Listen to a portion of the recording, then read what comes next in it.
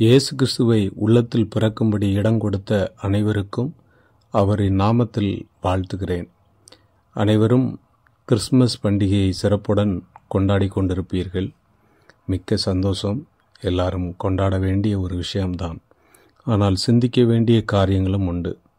இன்றைக்கு நாம் பார்க்கிற அநேக காரியங்கள் கிறிஸ்துவுக்கு பிடிக்காத, அவர் விரும்பாத செயல்களையே செய்கிறதை பார்க்க முடிகிறது.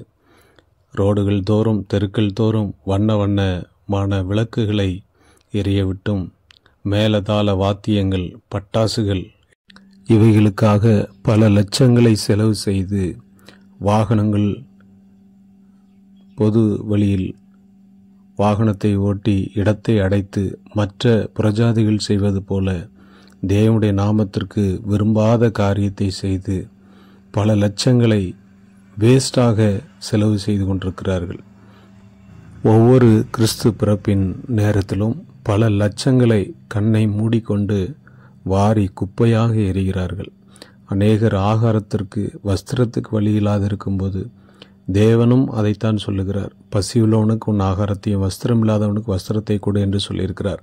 கிறிஸ்துமஸ் தாத்தாவினுடைய நோக்கமே ஏழைகளுக்கு உதவுவது. ஆனால் இன்றைய சூழ்நிலையில் அவரை வைத்து வசூல் செய்வதும் ஆட்டம் போடுவதும் ஒரு ஜாலியாக மாறிவிட்டது.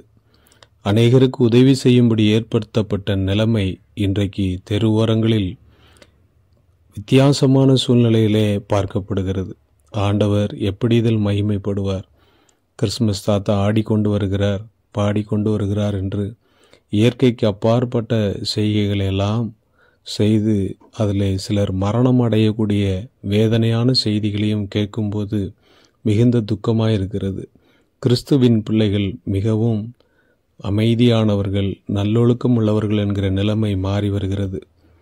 வீணாக பணத்தை செலவு செய்வதை விட ஏழைகளுக்கு உதவி செய்து ஆண்டவருடைய அன்பை எடுத்து கூறி அவருடைய வருகைக்கு ஆயத்தமாக வேண்டிய காலகட்டத்தில் இருப்பதை அனைவரும் மறந்து பண்டிகை கொண்டாட்டம் என்கிற புதிய ஒரு நூதனமான செய்கைகளை தமிழ்நாட்டிலும் வெளிநாட்டிலும் உலகமெங்கும் இதை பிரசித்திப்படுத்தி கொண்டு தேவனுடைய நாமத்தை மகிமைப்படுத்துவதை விட தேவனுடைய நாமத்தை தூஷிக்கிற காரியங்கள் தான் அநேகம் நடந்து கொண்டிருக்கிறது.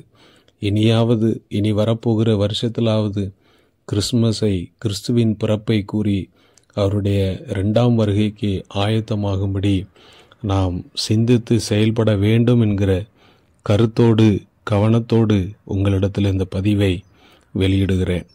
கிறிஸ்துவுக்குள் மிகவும் பிரியமானவர்களே, நாம் வாழப்போவது இன்னும் சில காலங்கள் தான். ஆண்டவருடைய வருகை எப்போது இருக்கும் என்று தெரியாது. கொஞ்ச காலம் பாடானுமிக்கிற நம்மை கர்த்தர் நித்தியத்தில் சேர்க்க நிரந்தரமான சந்தோஷத்தை தர விரும்புகிறார். இன்றைக்கு அநேகர் மாய்மாலமான சந்தோஷத்தை கொஞ்ச நேரம் வேஷம் போட்டு மீதி வாழ்நாள் முழுவதும் கஷ்டப்படுகிற ஒரு சந்தோஷம், சில நொடிகள், சில மணி துளிகள் இருக்கிற இந்த சந்தோஷத்திற்காக பணத்தையும் செலவு செய்து அநேகருக்கு வேதனைகளை, உபத்திரவங்களை கொடுக்கிற நிலைமையை இப்பொழுது நாம் காண முடிகிறது. இது எல்லாம் தேவன் விரும்பாத செயல். கர்த்தருக்கு விருப்பமானதை நாம் செய்வோம். அவருடைய ராஜ்யத்தை கட்டும்படியாக ஆண்டவர் ஆத்துமாக்களை ஆதாயம் பண்ண வேண்டும் என்கிற நோக்கத்தோடு தான் கிறிஸ்து அறிவிக்கப்பட வேண்டும் என்கிற சிந்தை, செயல்கள் நமக்குள்ளே உண்டாகட்டும். கர்த்தர் உங்களை ஆசீர்வதிப்பாராக.